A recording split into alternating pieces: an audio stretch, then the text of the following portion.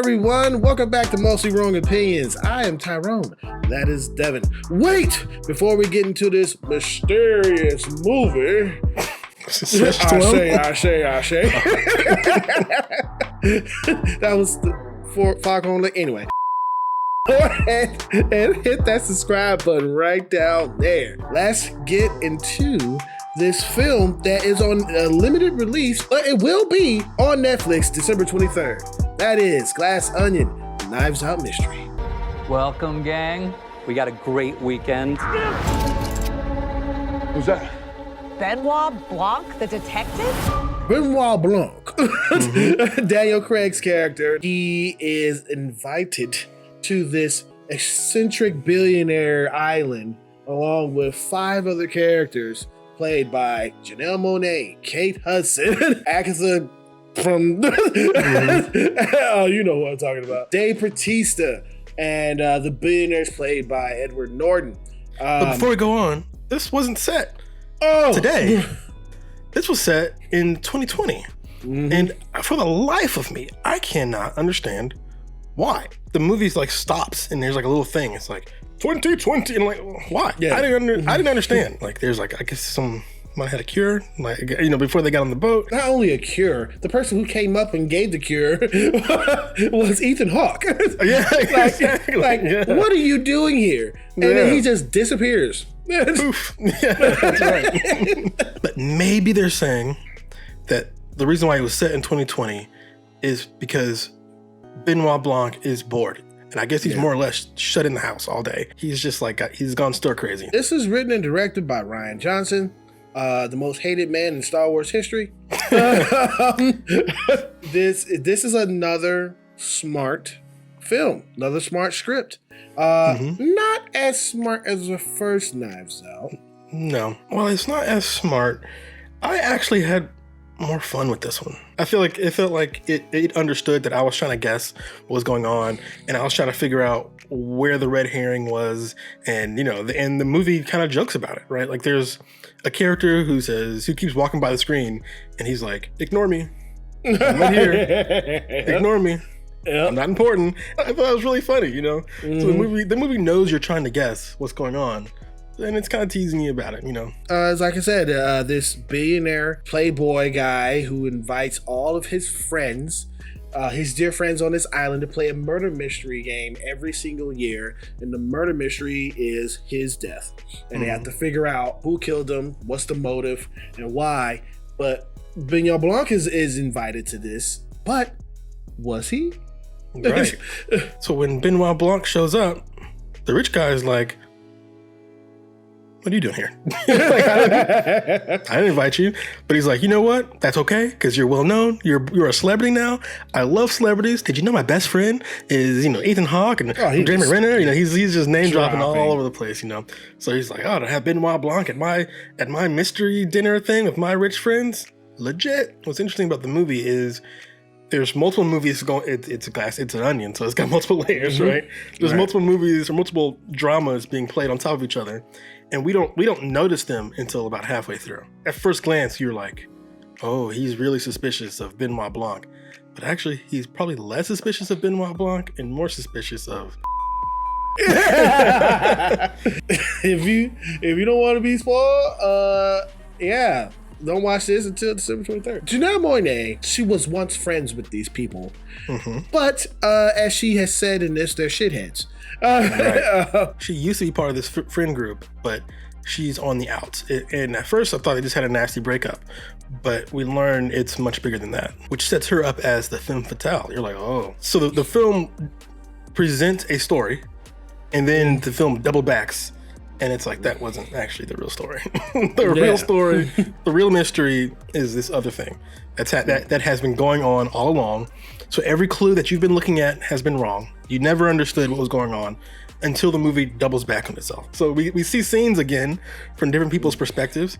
Like there's a scene where we see Dave. Yeah, that's always cool. There's a scene where we see Dave Bautista watching someone through a window, and you know the audience is like, "Oh, Dave Bautista's pissed off about that." But then it doubles back on it, and Benoit Blanc is watching him watch them, But then it doubles back again. And so it's like, oh, so Janelle Monáe is watching Benoit Blanc watch Dave Bautista. You know, so it's kind of funny. This like little layered theme going on in the film. There's a fake murder, but the fake murder is a distraction for a real murder. But then another murder breaks out kind of in between the fake murder and the real murder, you know?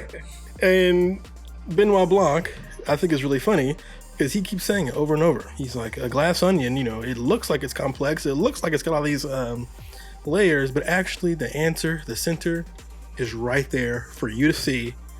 It's staring you in the face the whole time. And the killer is more or less staring you in the face the whole time. I figured out with a lot of confidence who the killer was about halfway through. That's when I had a lot of confidence. But the movie's more or less like, it doesn't matter. It doesn't matter that you know. It's not who did it. It's why they did it. Why they did it. Yeah. That's the more interesting thing, right?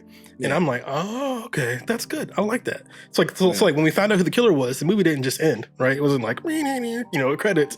There was like maybe 45 minutes more movie while we understood why. I thought that was clever. Why is all these people here in the first place? Because all these characters seem so different, right? A former fashion model.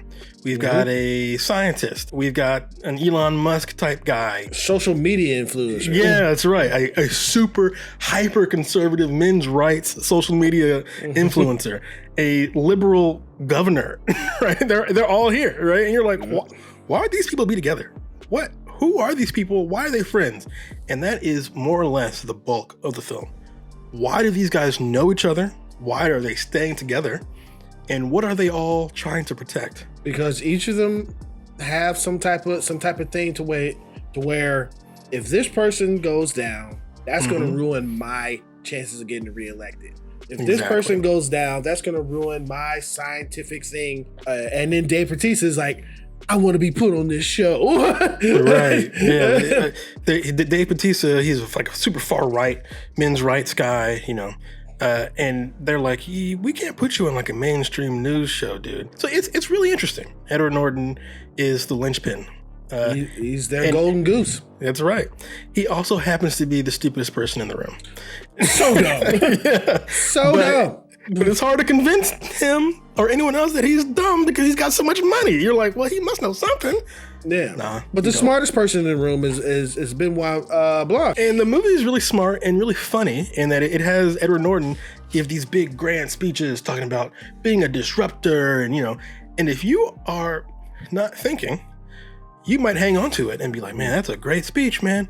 That's really good. But he's like making up words while he's saying it. Hey, just words that they're not even in a dictionary. Complete gibberish.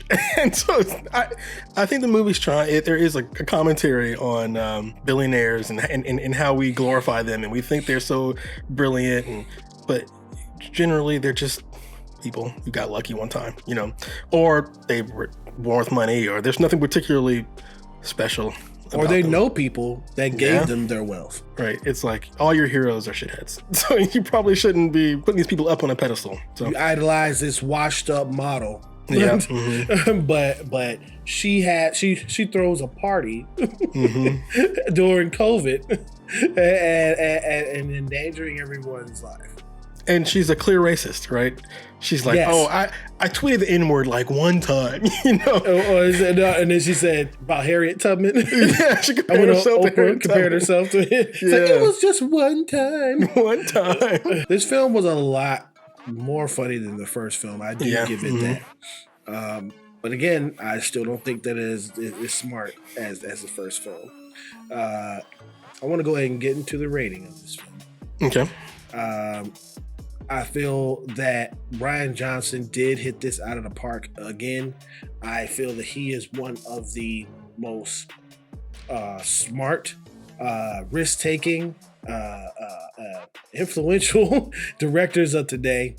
And that is what you're supposed to do as a director. Yeah. Not only are you supposed to direct your cast and have a vision for the film, but if you're a director and the writer, you are a double combo, my friend. Yeah. And if you do it right like him, You get the, what is it? The sky's the limit.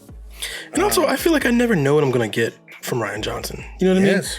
He continues to surprise me, and I can't really think of a lot of working directors that I can say that about right now. Right. The guy who made this funny movie is the same guy who made Looper. Yeah. You know what I'm saying? It's weird, and it's the same guy who made Star Wars. Like, these movies feel so different, and I really like that. I find Rian Johnson to be a very exciting director, and which is why I think he needs to quit the Knives Out series. Leave. Get away. Do something new. There is one more that's coming up down the pipeline, people, and Devin wants him to go ahead and leave and quit. Yeah, get out when you're on top. No one ever does it. No one ever does it. They always wait until the movies get so boring or bland. And, you know, get out while the getting out's good. Do something new. Do something special. But I was sitting here watching this movie, man. I just could not help. I was just judging so hard. I'm looking at this movie and I'm like, Star Wars fans, you fools. Rian Johnson don't miss. And then I'm looking at Andor. Andor is fire. And it's like bombing. Like, no one's watching it. I'm like, Star Wars fans, you're pissing me off. Like, when there's good things, you're not watching it, or you don't see it, or you think it's bad. But with all that being said, Janelle Monáe is the cornerstone of this story. Yeah. And he did a great job of writing her, and she did it perfectly. And everyone else did a great job too. So I wouldn't say it was perfect though. Her Southern accent. Oh yeah. Is bad. Sorry. We are both Southerners. Okay, we know what Southern people sound like. I was like, what? Same with Daniel Craig. I'm like, I know you're British, and so I know this is a difficult accent to do. And they were talking to each other. They were talking to each other. I was dying. It was just two of the worst Southern accents going back and forth. I was like, woo. I'm gonna give this film a B+. B+. Yep. I'm gonna give this one a B+ as well. I've been copying you for a while, man. I feel like we've been right on the money. I like this movie quite a bit. I think he did it again. I think this was great. And I think Benoit Blanc is a fascinating character. And the fact that he was bored the whole time, right? To me shows like how smart he is. You know, I like that a lot. Daniel Craig brings a lot of bombastic energy. He's actually got a really good comedic timing too, man. Like, I think Daniel Craig can do a lot of. He could probably do some more comedy because I think he's really good at it. And so he has a lot of time to do it. He ain't contracted with those Bond films anymore. No more Bond. Yeah, I think Janelle Monáe rocked it. I think Daniel Craig rocked it, and the rest of the cast, even though they had much smaller roles, I thought they were all hilarious. The two main characters were Daniel Craig and Janelle Monáe. Everyone else had small roles, and I think they did their roles really good. They were good at sharing their time on screen. So kudos to those guys. Yeah. Yep. And I did kind of feel like Leslie Odom Jr.'s beard was weird looking too. Oh, it was so bizarre. I was like, yo, did you get that from Tyler Perry's set? Would you recommend this film? I would recommend it. I think it's really good. All right. I also recommend this film. But more importantly, what do you think about this film? Do you recommend it? Get down in the comments and let us know what you think. And that is our review for Glass Onion, a Knives Out mystery. The killer wouldn't hesitate to kill again if it covers their tracks.